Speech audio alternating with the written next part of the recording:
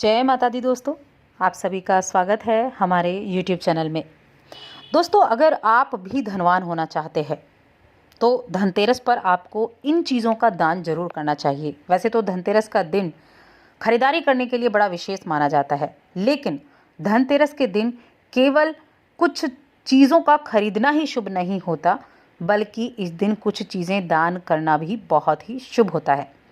तो आज की इस वीडियो में हम कुंभ राशि के लोगों के लिए धनतेरस पर ऐसी ही 5 चीज़ों के बारे में बताने वाले हैं, जो दान करने से आपको केवल धन लाभ ही नहीं होगा, बल्कि आपके जीवन में आने वाली सभी परेशानियों से, सभी कष्टों से भी आपको मुक्ति मिलेगी।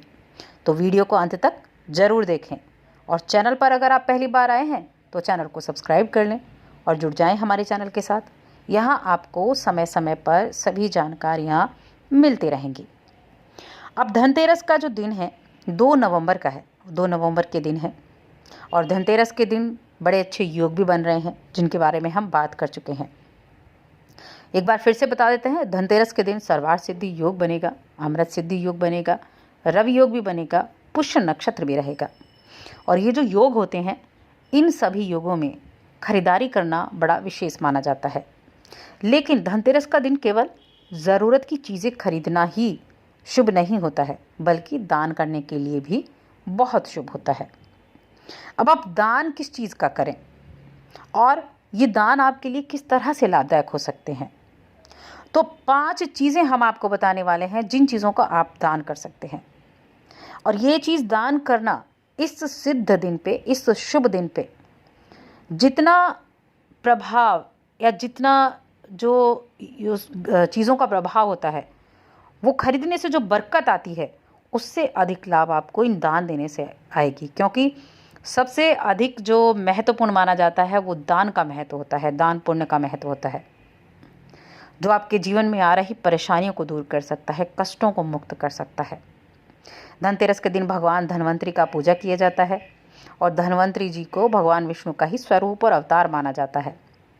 तो चलिए अब हम उन दानों के बारे में जान लेते हैं। तो जिन 5 दान की हम बात कर रहे हैं, उनमें जो सबसे पहला दान है वो होता है वस्त्र का दान, कपड़े का दान। धनतेरस के दिन अगर आप कपड़ों का दान करते हैं तो धनतेरस के दिन दान करने के लिए आप लाल रंग के कपड़े या पीले रंग के कपड़े अगर हैं दान देने के लिए, तो ये बहुत ही शुभ माने जाते हैं। लाल या पीला वस्त्र बहुत ही उत्तम माना जाता है। इसे वस्त्रों का दान महादान कहा जाता है, इसीलिए कपड़ों का दान आप कर सकते हैं। और अगर आप किसी छोटे बच्चे को कपड़े दान करते हैं तो इसके महत्व और इसका परिणाम, शुभ परिणाम बहुत अधिक प्राप्त होता है। साथ में माँ लक्ष्मी का आशीर्वाद भी मिलता है, इसीलिए आप कपड़ों का दान करें। और अगर किसी बच्चे को दान कर सकते हैं तो बच्चे के लिए दान जरूर करें। ज़रूरी नहीं आप बहुत सारे दान करें, आप एक जोड़ी ही दान कर सकते हैं। कम से कम एक बच्चे को आप वस्त्र पहना सकते हैं। अब दूसरा दान जो है अन्न का दान। अन्न का दान भी उसी तरह से महत्वपूर्ण माना जाता है। और अगर हम अपने धर्म की बात करें तो हमारे धर्म में अन्न दान को हिंदू धर्मशास्त्र में महादान कहा गया है। इसीलिए आप इस धनतेरस के दिन किसी भी व्यक्ति को कच्चा अन्न या फिर भोजन भी खिला सकते हैं या कच्चा अन्न दान कर सकते हैं। चावल हुआ, आटा हुआ, दाल हुई, इस तरह की चीज़ें आप दान कर सकते हैं। या फिर आप बनाकर भोजन करा सकते हैं और भोजन कराने के बाद उसे अगर आप कुछ थोड़ी बहुत दक्षिणा भी दे दें तो बहुत उत्तम रहेगा। क्योंकि भोजन के बाद जब दक्षिणा दी जाती है हमारे शास्त्रों में, तो उसका जो प्रभाव है वो कई सौ गुना फल उसका बढ़ जाता है। और अगर कोई गरीब मजदूर या फिर कोई वृद्ध महिला ऐसे व्यक्ति मिलते हैं तो उनको दान करना और भी अधिक उत्तम होगा। तीसरी और चौथी ये चीज़ें हैं नारियल और मिठाई। धनतेरस के दिन नारियल और मिठाई का दान करना भी बहुत शुभ होता है। धनतेरस के दिन नारियल, मिठाई, इन चीज़ों का दान करने से धन में वृद्धि होती है। नारियल और मिठाई दान करने से धन के भंडार भी भरे रहते हैं, आपको कभी धन की कमी नहीं होती है। दोनों ही माँ लक्ष्मी को अपनी तरफ आकर्षित करती हैं। नारियल को हिंदू धर्म में श्रीफल कहा जाता है और ये पूजा में इस्तेमाल किया जाता है। माँ दुर्गा की पूजा अर्चना की जाती है तब नारियल इस्तेमाल किया जाता है। इसीलिए धनतेरस के दिन नारियल का दान करना भी शुभ होगा। और इसके अलावा किसी भी शुभ काम की शुरुआत करते हैं तो मीठा खाकर करें, या मिठाई का दान करना भी आपके लिए शुभ रहेगा। अब पांचवी चीज़ है लोहा। जिस तरह से आप धनतेरस के दिन आभूषण खरीदते हैं, सोने के आभूषण खरीद सकते हैं, चांदी के खरीदते हैं, लेकिन इस दिन अगर आप किसी लोहे की चीज़ का दान भी करते हैं तो लोहा दान करने से दुर्भाग्य कोसों दूर भागता है। एक चीज़ ध्यान रखें, लोहा दान करना शनि को मजबूत करता है। लोहा दान करना आपके कई अशुभ ग्रहों में शुभता लेकर आता है। लोहा दान करने से दुर्भाग्य दूर भागता है और शुभ फलों की प्राप्ति होती है, जिससे माँ लक्ष्मी की कृपा आप पर बनी रहती है। माँ लक्ष्मी आप पर प्रसन्न होती हैं, क्योंकि ये शनिदेव की धातु है। लोहा शनिदेव की धातु होती है। तो शनि क्या है? शनि अभी मकर राशि में मार्गी बैठे हैं। तो अगर आपके ऊपर शनि का प्रभाव है तो शनि के प्रभाव वालों को, तो आपकी तो राशि ही शनि की राशि है, तो कुंभ राशि के जातकों की ही हम बात कर रहे हैं।